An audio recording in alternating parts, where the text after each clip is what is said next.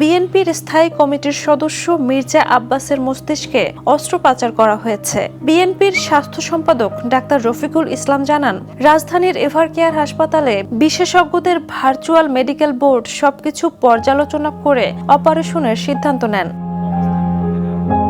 13 March সকালে তার CT scan রিপোর্টে অবস্থার অবনতি দেখা দিলে দ্রুত বোর্ড বসে এবং পরিবারের সম্মতিও নেওয়া হয়।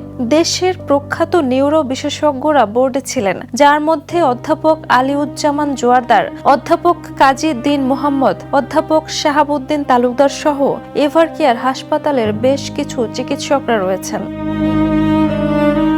জুমার নামাজের পর প্রধানমন্ত্রী তারেক রহমান হাসপাতাল পরিদর্শন করেন। পরিবারের পক্ষ থেকে দেশের সকলের কাছে আরোগ্য কামনায় দোয়া চাওয়া হয়েছে।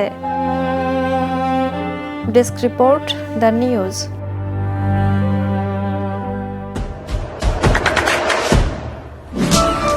দেশে দেশে সবার সাথে, দ্য নিউজ।